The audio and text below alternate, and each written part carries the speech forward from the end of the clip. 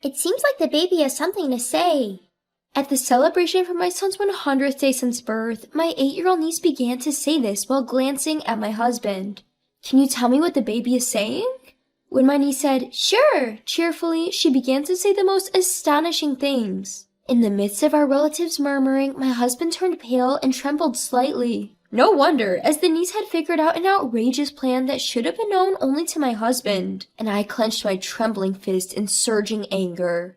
My name is Jennifer. I'm a 24-year-old housewife. I married my husband Robert a year and a half ago, who is 2 years older and a company employee, and we had a son, Benjamin. Every day I was busy with unfamiliar parenting, but we three were living happily. My sister and her husband, who live nearby, frequently came to our house and have been a great help, assisting with household chores and providing companionship since I was pregnant. While talking to my sister one day, I heard something shocking from her. That was, my niece Emily, who was 8 years old, had a strange power. One day, when my sister was going out with Emily seriously suggested a different route, saying, "It would be better to go this way because there will be an accident if we go the usual way." Out of precaution, my sister followed Emily's advice. The next day, they found out from the news that a massive accident involving multiple cars had happened on the route they were supposed to take. My sister was scared when she thought about what would have happened if she hadn't believed Emily's words. In addition to that, Emily had also predicted that a burglary would occur in the house next door, and it did happen. The neighbor, who was persuaded by my sister in advance, had evacuated to our parents' house with her valuables on that day, so no harm was done. However, as someone who's not a fan of the occult, I was scared when I heard my sister's story and didn't believe that Emily had a mysterious power. I also told my husband about Emily's story, but he didn't take it seriously and just shrugged it off, saying, "Wow, that's amazing." Around the time I was pregnant, my husband started coming home drunk late at night more and more often. I'm sure Robert will change once the baby is born and he becomes a father. That's what I was hoping for, but nothing changed even after the birth. "We'll raise the child together after he's born." Robert's words, which had been like a mirage, were all left to me to handle after the birth. What's worse, my son, who had finally fallen asleep, often woke up because of Robert's loud voice saying, "I'm home," when he came home drunk. I ended up having to continue to soothe my crying son Benjamin in my arms. "Hey, could you please moderate your drinking and come home a little earlier? Benjamin wakes up, you know."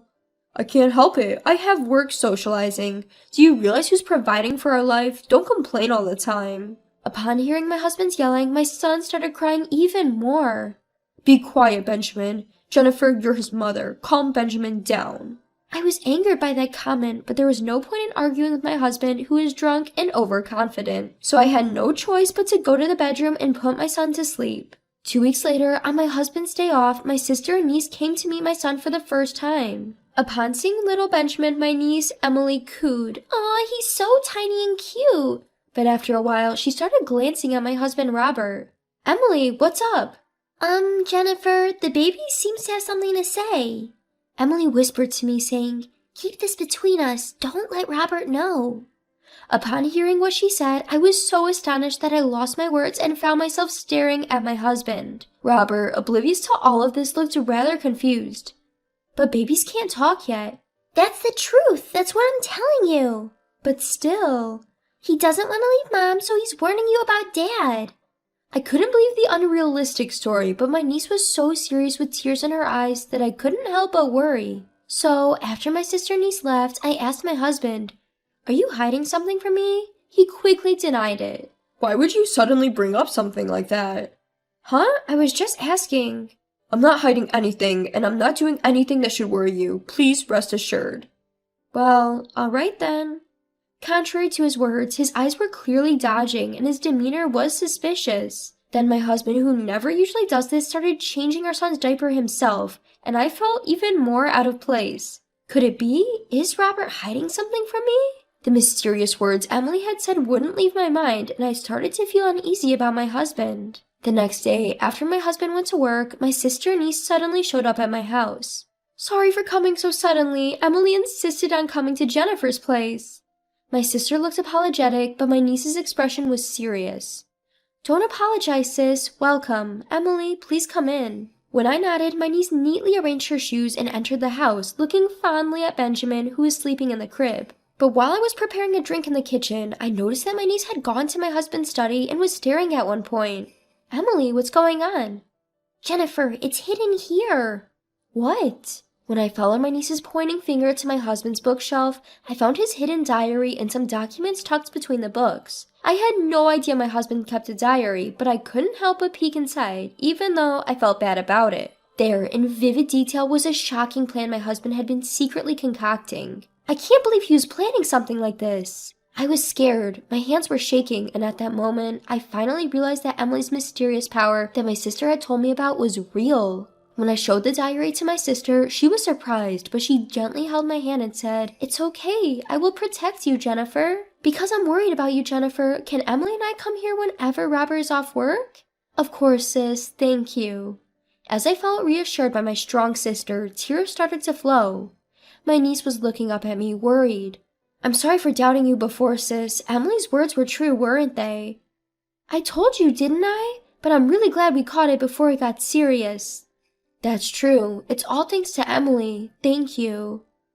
"Not at all. You're welcome." Although I returned a smile to my niece, who was smiling shyly, I felt my love for my husband gradually turning into resentment. I won't let this go. I'll get back at him. Thinking this, I decided to take revenge on my husband at our son's first meal ceremony, where both of our parents would be present. From then on, my sister and niece would come to our house whenever my husband was off. However, my husband, who had been friendly at first, gradually became grumpy. Eventually, he started wanting to go out to be alone with me, even when my sister and niece were there. Hey sis, do you mind taking care of little Benjamin for a while so Jennifer and I can go on a date, just the two of us?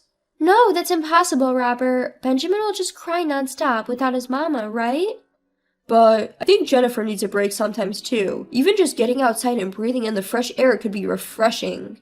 "Well, in that case, there's no need to go out and about. Why don't you two go out into the backyard and get some fresh air? It's such a beautiful day, it'll definitely feel good." My sister always had a clever rebuttal that left him without a comeback, careful not to upset him. That's when I started noticing that Robert seemed to be irritable all the time. Then we finally reached the day of Benjamin's first bite ceremony. For this special occasion, my parents, my sister, and her husband, and my in-laws gathered at our home. I prepared a meal with all my heart and began the ceremony by placing the dishes on Benjamin's special eating utensils. "Benjamin, look over here. So cute." Robert, completely smitten with his son, was filming the event with a beaming smile. My father-in-law looked at him with a delighted expression and said, "Robert, you're such a great father."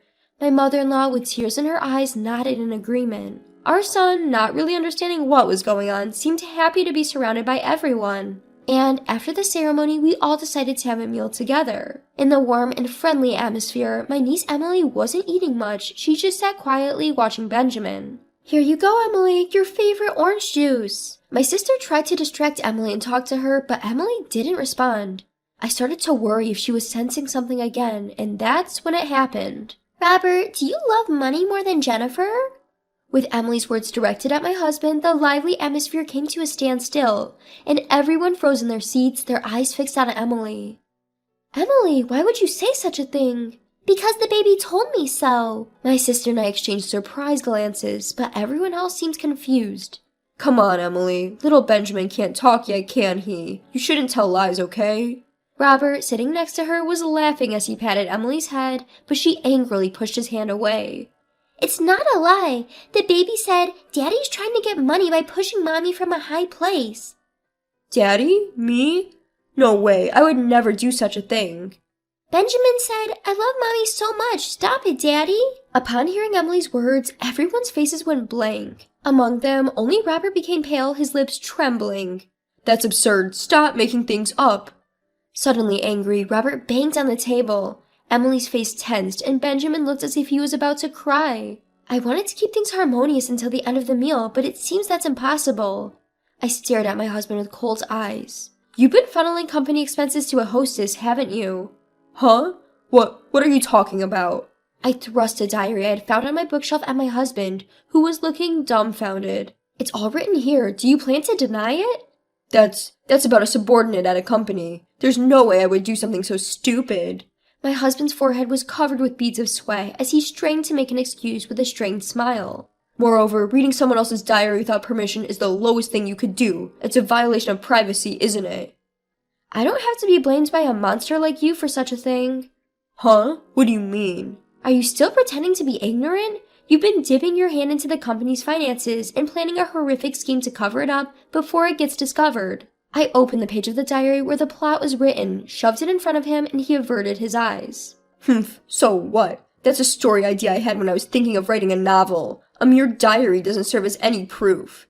Oh really? Can you still say that after seeing this? I took out a certain document. Do you recognize this? This is the life insurance policy you've been hiding. Why did you take out $100,000 worth of insurance on me? What were you planning to do? That is... You plan to pay off the expenses you embezzled with the insurance money you'd get after you made me disappear. Isn't this solid proof? No, well...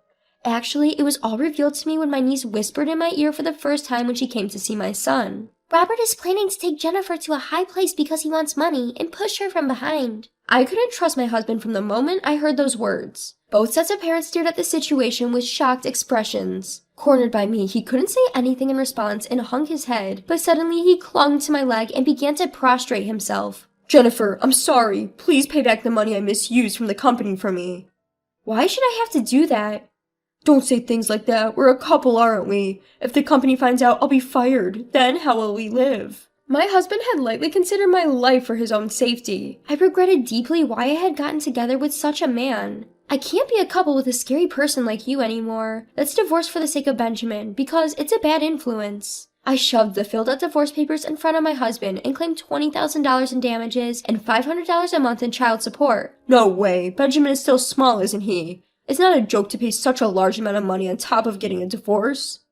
Come on, stop your fussing and sign the divorce papers quickly. The miserable sight of my husband throwing a tantrum like a child, crying, "No, no," and scattering tears made me nauseous. Then my father-in-law, who had been silent until now, shouted at my husband, "Robert, cut it out." Perhaps as a father, he could no longer stand to see his son's shameful behavior. And my husband, who was told by his father-in-law that you have no right to refuse divorce and compensation, reluctantly signed the divorce papers. After that, my in-laws repeatedly bowed to me, took my husband, and left the house. The next day, I submitted the divorce papers to the municipal office, and I contacted my ex-husband's company and reported that he was misusing the company's expenses. After that, my ex-husband's misdeeds came to light and he was apparently fired from the company. My ex-husband, in order to pay alimony, child support, and compensation to his company, had to sell his house he's currently living in and working as a construction worker from dawn till dusk. I thought about reporting this incident to the police, but the only evidence I had was what my husband had written in his diary. Instead, I decided to be grateful that my niece and son were able to prevent it from happening. Now, I'm back at my parents' house living a peaceful daily life with my son. My sister and niece visit my son almost every day, and I can't help but smile when Emily tells me, "Benjamin says he's happy to be with Mom all the time." Looking at my son laughing heartily, I pledged in my heart to continue pouring out smiles and to protect him firmly with my own 2 hands.